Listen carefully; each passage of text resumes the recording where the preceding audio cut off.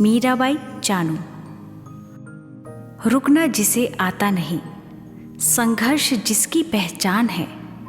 देख इस बेटी की ताकत, आज सारा देश हैरान है। बार बार चोटें जो तेरी, उठ खड़ा फिर प्रयास करता है। देख तेरी सफलता की राहें, आज कुछ और कहानी बयां करता है। देख आज टोक्यो पोडियम में भी तिरंगा शान से लहराया है। आज इतिहास रचा है तुमने, भारत को रजत पदक दिलाया है। ओम शांति, नमस्कार। डॉक्टर गिरीश पटेल का अभिवादन स्वीकार करें। मीराबाई चानू जिन्हें टोक्यो ओलंपिक्स में पहले ही दिन वेट लिफ्टिंग में भारत को सिल्वर मेडल दिलाया, चाहे कुछ समय के लिए, परंतु भारत का स्थान तीसरे नंबर पर आ गया था। हम सब जानते हैं कि भारत को बहुत थोड़े से इंडिविजुअल मेडल्स मिले हैं। जो मीराबाई चानू की सत्य कहानी है कि वह मणिपुर के छोटे से गांव में उसका जन्म हुआ। घर में वास्तव में लकड़ियां दूर से लानी होती थी, काट करके लकड़ियां लानी होती थी, फिर उसको जला करके खाना बनता था। और वो कहती है कि मैं छोटी थी, मैं और मेरा भाई हम दोनों जाकर के लकड़ियां लेकर के आते थे, तो मैं मेरे भाई से भी ज्यादा लकड़ियां उठा पाती थी। तो तब मुझे हुआ कि शायद मैं कुछ कर सकती हूं।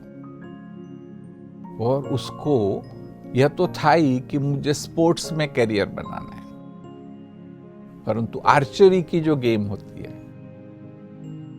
कि इम्फाल में आर्चरी की गेम होती थी, उसने सोचा कि वहां जाकर के इस स्पोर्ट्स को मैं सीखूं। उसने कोशिश भी की, परंतु कोई कोच नहीं था, तो इसके कारण यह संभव नहीं हुआ।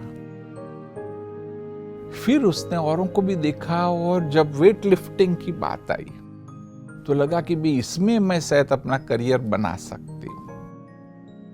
और तब जो ट्रेनिंग होती थी वो ऑलमोस्ट 22 किलोमीटर दूर थी उसके गांव से, और सवेरे 6 बजे वहां पहुंचना होता था। शायद 2 या 3 बार बस चेंज करके ही वहां पहुंच सकते थे, परंतु समय से वह पहुंच जाती थी। और वो अपनी प्रैक्टिस करती गई और प्रैक्टिस करती गई, तो कॉमनवेल्थ में तो उसने भारत को गोल्ड मेडल पहले ही दिला दिया। फिर रियो ओलंपिक्स में जब वो क्वालिफाई करना होता है, तो शायद उसी समय उससे कुछ गलतियां हो गई और वो क्वालिफाई नहीं कर पाई। आमतौर पर व्यक्ति निराश हो जाएगा, उसको और भी बैक इंजरीज भी हुई, कहा आराम करना पड़ेगा, फिर भी आराम भी किया और अपनी प्रैक्टिस करती गई। उसने अपनी प्रैक्टिस की। फेलियर, जैसे आमतौर पर व्यक्ति फेल होता है तो निराश हो जाता है कि अभी मैं नहीं कर पाऊंगा, परंतु मीराबाई चानू वह निराश नहीं हुई और टोक्यो ओलंपिक्स में पहले ही दिन उसने सिल्वर मेडल ले ली। बस थोड़ा सा ही फासला आप देखेंगे तो छोटा सा ही है। मैं समझता हूं कि चीन की एक एथलीट की जिसको गोल्ड मेडल मिला, हम सब अपनी दुआएं मीराबाई चानू के साथ रखे, पॉजिटिव थॉट्स रखे, और अगर वो कोशिश करती रहेगी तो मैं समझता हूं कि भारत को एक दिन ओलंपिक्स में गोल्ड मेडल भी दिला देगी।